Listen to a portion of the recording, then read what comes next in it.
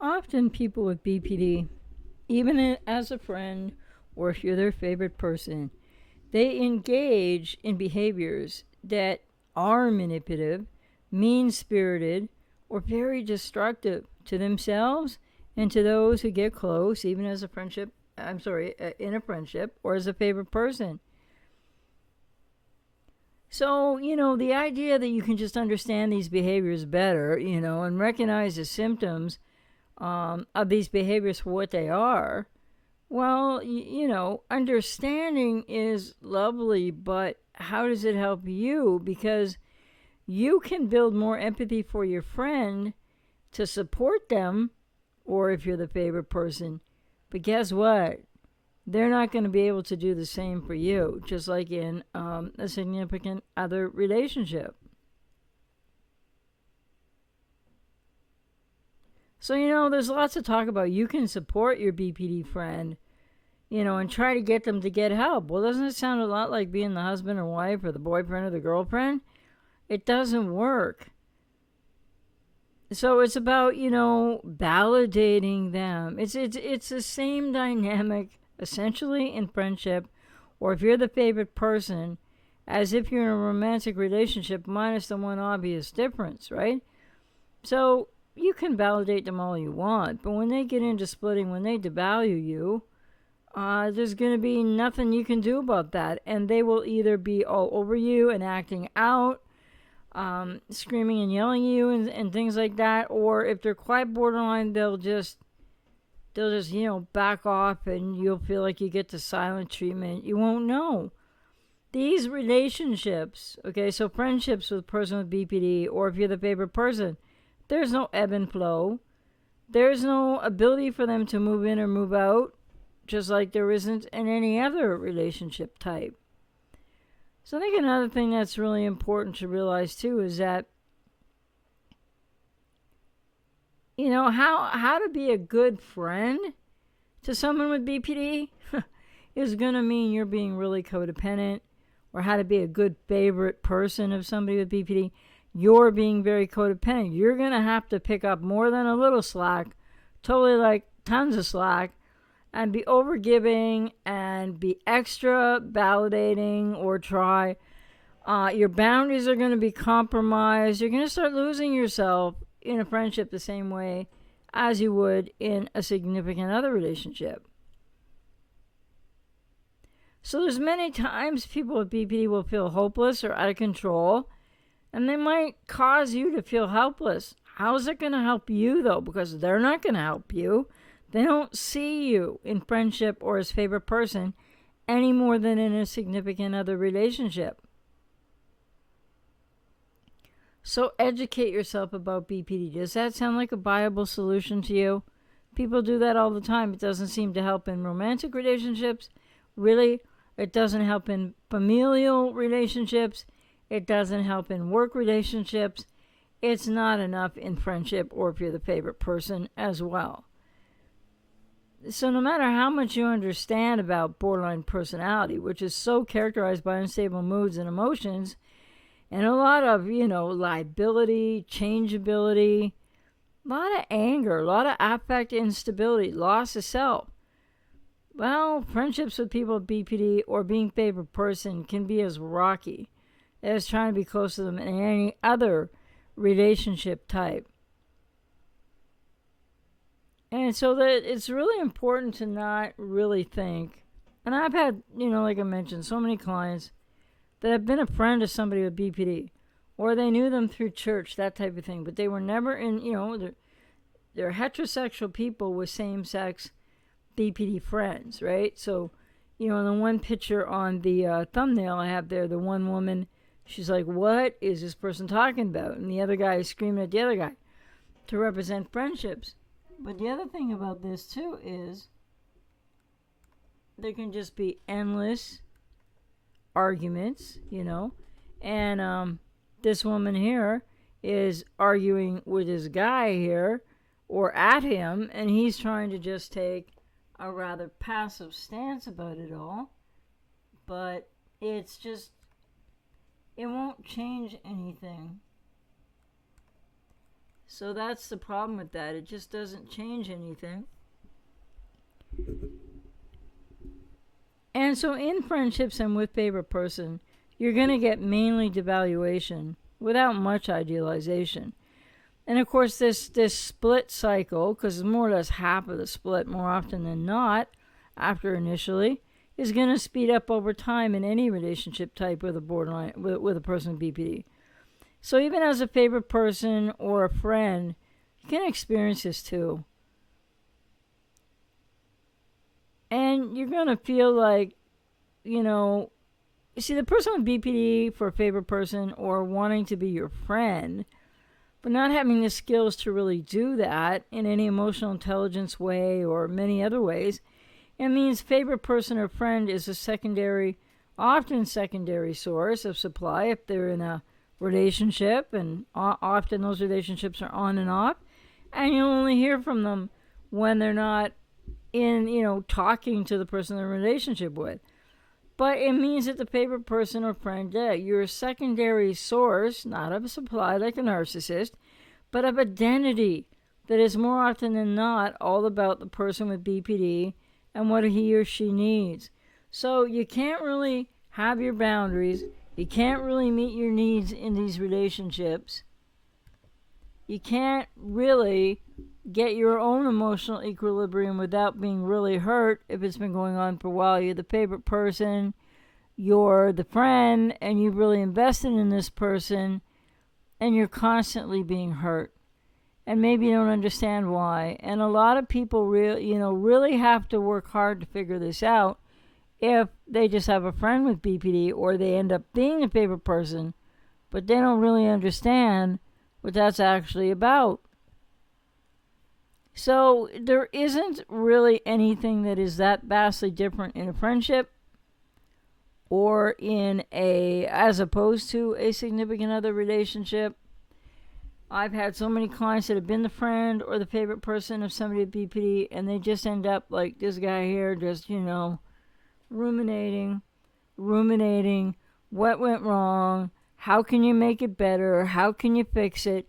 But see, even friendship with a person with BPD, friendship or favorite person status, so to say, with a person with BPD is going to leave you ruminating and wondering what's going on.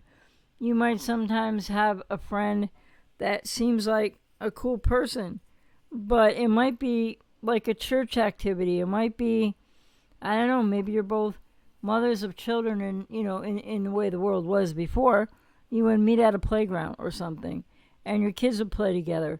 But are you meeting this woman a lot, or do you experience this woman, or if it's a male that you're friends with, they're going to be as much the person with BPD who doesn't feel like their expectations are being met, doesn't feel like they're being taken care of enough because they're lacking emotional intelligence. The same is true for everyone with BPD untreated, for everyone with BPD until unless really significantly treated, which really kind of means more than 5 or 7 years even. And it means DBT skills, DBT therapy can help with symptom management and maybe a little bit more. But there's still the deeper healing of finding and knowing self and unlearning a lot of behaviors that just hurt other people. And that has to be done, or you're just going to keep experiencing the same thing over and over. So there isn't much that's different really about being a friend to somebody with BPD or being in that favorite person role, because they still don't attach to you. They still don't know how to love. They don't know how to respect boundaries. They don't have any boundaries. They're still going to be seeking identity through a friend and a favorite person as much as they would seek identity through a significant other, a parent, a family member. The problem is the adverse childhood experience that they have experienced, and the reality that they didn't get through the early childhood developmental stages without losing self. And so they never learned separation, they never went through separation individuation. So everything is about enmeshing and merging for identity. That's true of you as a friend, that's true of you as a favorite person. And they can't love as a friend, they can't, just like they don't love in significant other relationships, and they don't attach either. And they don't know how to trust because they don't have a self from which to trust other from. So really, people think that friendships are more doable, and yet when I took a quick peek online for what are some of these places, that like the more organized or company sponsored websites where people or where some professionals write, it's all about how can you help the person with BPD. That you need to understand BPD more, even as a friend or favorite person. You're going to have to figure this out. You likely will have codependency if you get in a favorite person role, or if you're trying to stay a friend with somebody with BPD who's mean and hurtful and or gives you the silent treatment, who is manipulative, who is got some manner or other of deception to them because they don't know who they are. So deception isn't always or only about lies, but it's also about being misleading, being dishonest, not knowing who they are, because really, subconsciously, without realizing it, their agenda is just not to be alone. If you're a friend or a favorite person and or they're in a relationship, when the relationship is going well, you won't hear from them. And when it's not going well, you might hear from them, but you're just being used, and worse. And the bottom line is they don't respect your boundaries. They don't know how to relate in any healthy, congruent, consistent, age-appropriate, adult way. And this holds as true if you're the favorite person or friend as it does for significant others and any and all other relational types with those with BPD. And why is that? Because the adverse childhood experience, the interrupted attachment, the disorganized to no attachment, the unhealthy bonding that they'll experience even in infancy often, and the fact that they don't come out of childhood or the early childhood development knowing who they are. They don't have boundaries. They don't have an identity. They're going to be seeking all that they seek from a partner through you as a friend or a favorite person. And so if you'd like to reference this topic more, you can look at my live stream about, can you be friends with an ex with BPD? What about when you're co-parenting with a person with BPD? All of these incredible, seemingly important relationship types that people with codependency are giving more and more to the person with BPD, and you really don't want to lose. You really don't want to lose them as a friend. You really don't want to be displaced or replaced as a favorite person. I have clients who come to me who've been in those roles and friends, and they're devastated, and they've never been involved with the person with BPD romantically, nor did they know what BPD was. So this idea that you can learn more about BPD and understand it better, whether you're in a significant other relationship or whether you're a friend or the favorite person, no, it's going to be all about you giving and all about them subconsciously seeking identity through you. And that is object other relating, and it is object other part relating.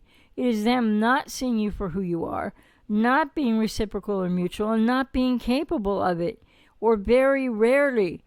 And there is narcissism. I'm going to talk a lot more about this, but there is narcissism, the narcissistic defenses in BPD that has nothing to do with BPD having narcissistic personality disorder. But they are going to be so defended, so incapable of trusting for much more than like a little bit at a time, and it's on and it's off, and because the splitting to devaluation. Their expectations are all over the place. They don't know themselves. So they don't attach and they don't love friends in a loving friendship way. Or they don't love the favorite person. They don't attach to the favorite person, who usually isn't a significant other. But if you get into any dualistic role like that, and, remember this too, that even as a significant other of somebody, in general in life, you hope that that person is also a friend.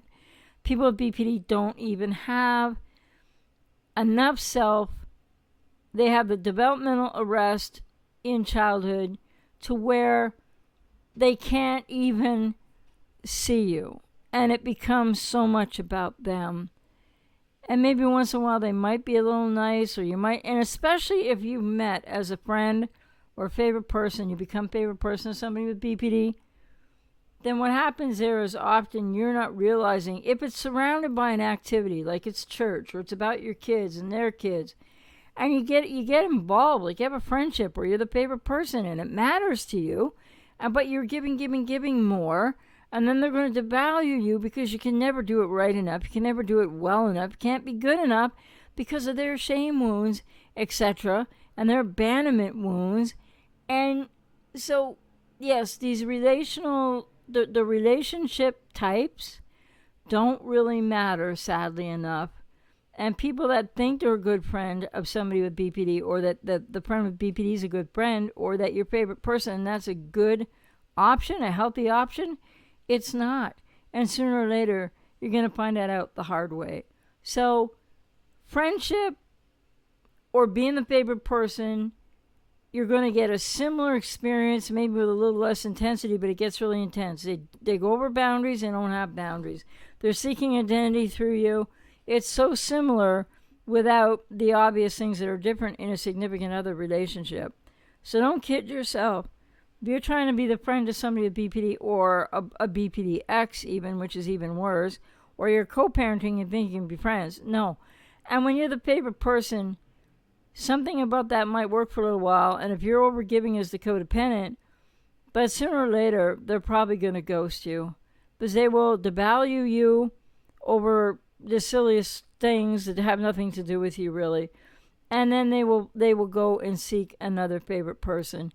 And people with BPD, not in the same way as a narcissist, but in all relationship types, unless until really they recover, okay? Unless until that treatment is that significant, they will continue to not see you for who you really are, continue to have their triggered emotional dysregulation, dissociative experience of repetition compulsions coming into the here and now, in friendship, or if you're the favorite person, as much as in significant other relationships. There really is no relational difference. I'm speaking generally here, there might be the odd person out there with BPD. It depends where they are in their therapy and getting better, but the majority do not really see you, and it's not different, because they still can't handle closeness of friendship or closeness of you as favorite person, and distance. They can't handle when you don't call them on time, when you're too busy, when you're with your family, with your husband and your wife and your kids, and you're living your life. Well, they tend to then start to run out of a sense of self that they're getting through you. That causes devaluation, anger, and all kinds of things right there.